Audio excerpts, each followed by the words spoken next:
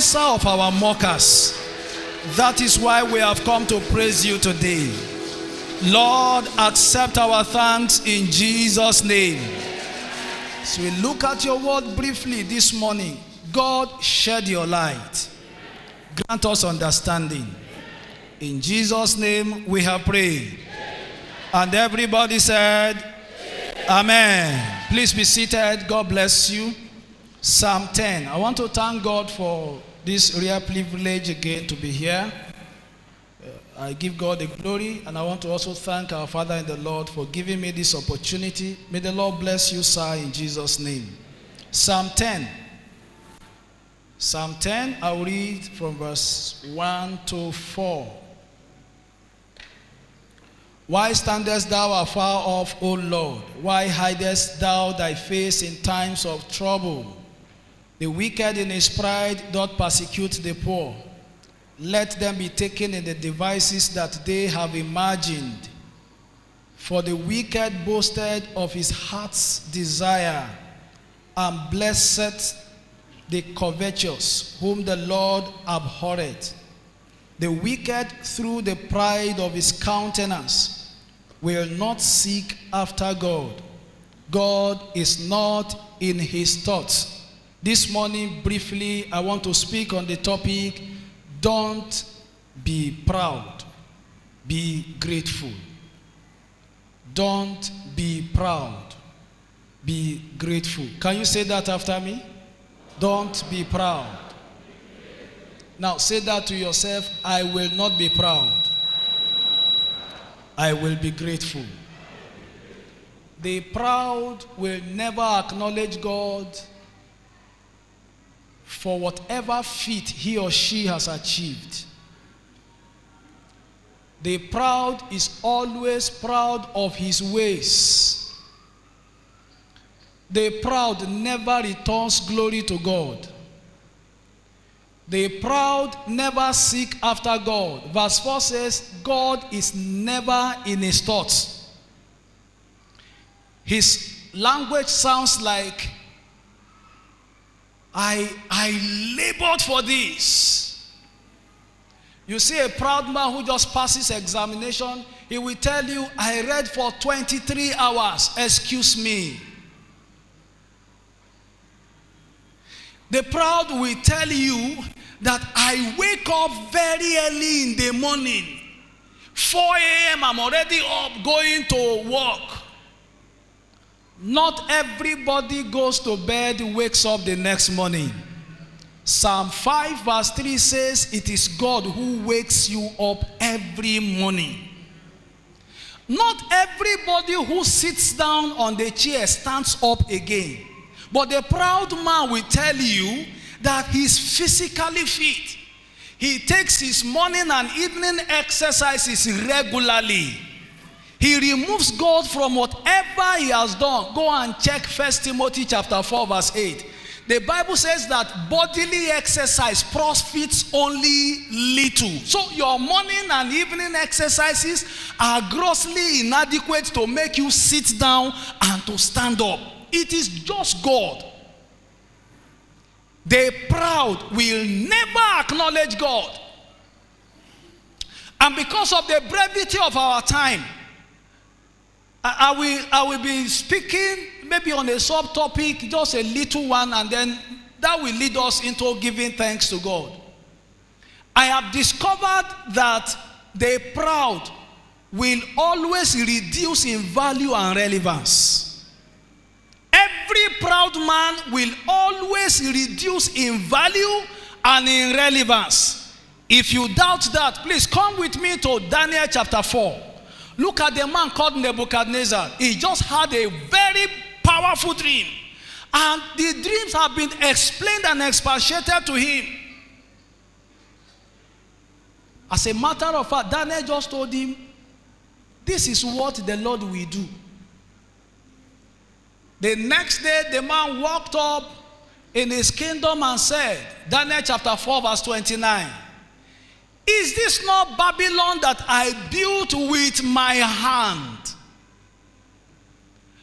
Great Babylon. At that time, at that time, Babylon was the reigning, the world power. It had shifted from Egypt.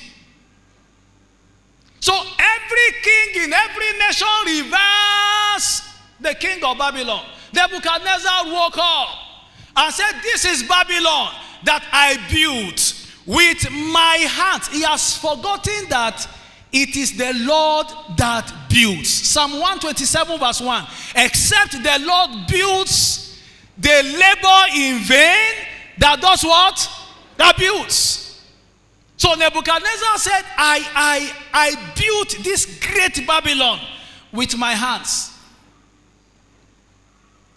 While the word was still in Nebuchadnezzar's mouth, the Lord turned him to a herbivorous animal for 7 years. Once upon a time, a king is now a beast. The proud is always reduced in value and relevance. For 7 years, nobody went after Nebuchadnezzar. For 7 years, Nebuchadnezzar fed like a herbivorous animal. For 7 years, Nebuchadnezzar never spoke again like a man. For 7 years, Nebuchadnezzar had both the sun and the rain on him.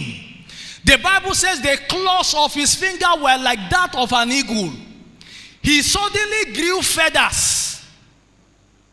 Once upon a time, a king that failed to acknowledge God in all his feet.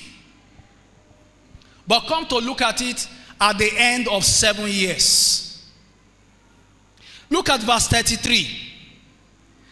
Nebuchadnezzar said, the same hour, verse 33, the thing fulfilled upon, verse 33, please. The same hour was the thing fulfilled upon Nebuchadnezzar, and was driven from men, and did eat grass as oxen. And his body was wet with the dew of heaven till hairs were grown. Till his hairs were grown like eagle's feathers, and his nails like birds' claws. But come to verse 36 now. Verse 36. Now he can praise God. At the same time, my reason returned unto me, and for the glory of my kingdom, my honor and brightness returned unto me. My counselor returned unto me. They sought after me, and I was established back to my kingdom. But before verse 36, what first returned back to Nebuchadnezzar was his understanding. He said, now my understanding has returned to me, and I know that it is God that ruleth in the affairs of men. Until he acknowledged that, his reason never came. His honor never came. His kingdom never returned to him. The glory of his majesty never returned to him. The knowledge came first. A proud man will be reduced in value and relevance. 1 Chronicles chapter 21. Let me look at the man David, and then we will praise God. David had just become a king. 1 Chronicles 21. You can read 1 to 20. He had just become a king, and in his tenure, in his reign, he never lost a battle. Rather than organizing a praise concert for God, the Bible says Satan moved himself against David. And David said, Joab, you will go out now and count every Israelite. I need a census. And you know what he wants to do? When Saul handed over to me, I know how many armies that we have. Now that I am the king, the census will confirm to you that I am doing well. And God looked at him and said, you are doing well without even acknowledging me. He said, carry out the census. But when he did that, God was angry. And he decided to start all the havoc that were recorded. But when the understanding of David came to him, 1 Chronicles chapter 21, when God said, before you can appease me, you will raise an altar for me, an altar of praise. And guess what David said in verse 24? He said to Onan, Onan said, I will give you this land free of charge. He said, no, I cannot offer to God anything that will not cost me something. I will pay. I am not ready to only raise an altar for God. I will pay. He was the king. He has right to all the lands in Israel. But he said this time around, because I want to praise God. History had it that Nigeria missed it also like this. When Nigeria had the very big oil boom,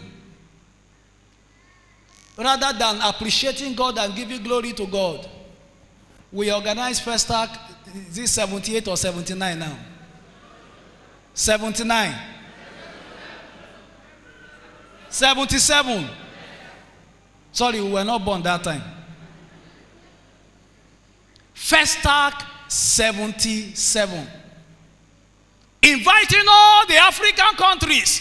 Bring your idols.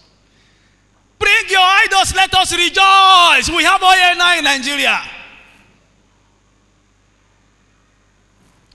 And we are still paying for it up to today. We are still paying. But maybe you'll be wise also. Like these two people, I have cited their instances.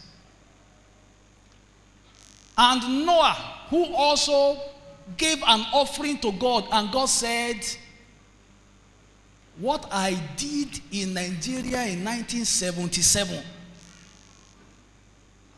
I will exempt you from it.